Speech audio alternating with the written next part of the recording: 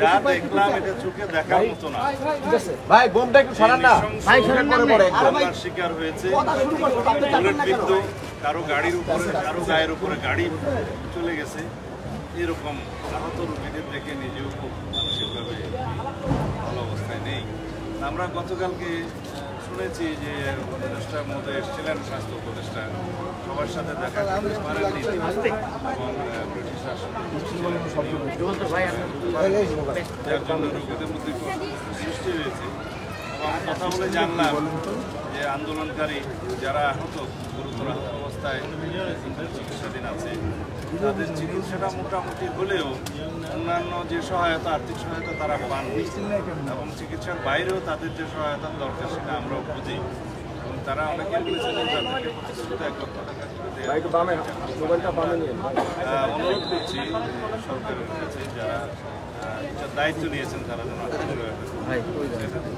আমরা গত রাত্রেই আমাদের নেতা, আমাদের দলের মাননীয় ভারপ্রাপ্ত চেয়ারপারসন জনাব তারেক রহমান আমাদের নির্দেশ দিয়েছেন এবং এই রোগীদের জন্য উনি তাৎক্ষণিকভাবে আমাদের কাছে 5 লক্ষ টাকা প্রেরণ করেছেন। আমরা সেটা আজকে এখনই আমাদের ডাক্তার রফিক সাহেব আছেন এখানে, স্বাস্থ্য উপদেষ্টা, স্বাস্থ্য সম্পাদক দলের, ওনার হাতে দিয়ে যাচ্ছি। উনি প্রত্যেকের কাছে যার যতটুকু প্রয়োজন উনি একটা বিতরণ করে যাবেন এখনই।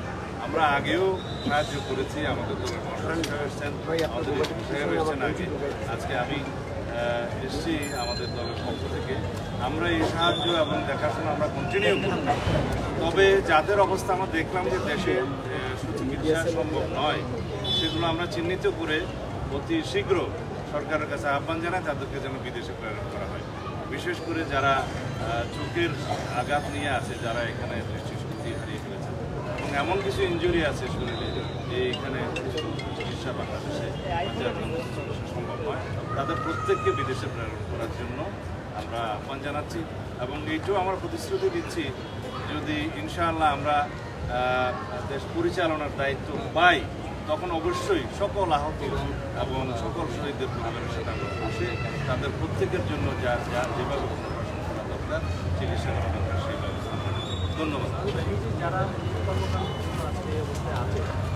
সেই আসামিগুলো এখনো ভারতের ঘুরে বেড়াচ্ছে, কোন বদলতে তারা ঘুরে বেড়ায় এবং তারা মানবতার আসামিগুলো আরো গণহত্যাকারী ফেসিবাদী আওয়ামী শাসক গোষ্ঠী শেখ হাসিনা এবং তার দোসররা, তারা এখনো, আমি মনে করি এই আজকে যদি এই হাসপাতালে যারাই দেখতে এসছেন, তারা এই দৃশ্য দেখার পরে এই ফেসিবাদী শক্তি কিভাবে এখনো মুক্ত বাতাসে ঘুরে বেড়ায় এবং কিভাবে বাংলাদেশের রাজনীতি করার চিন্তা করে আমার মাথায় আসে না।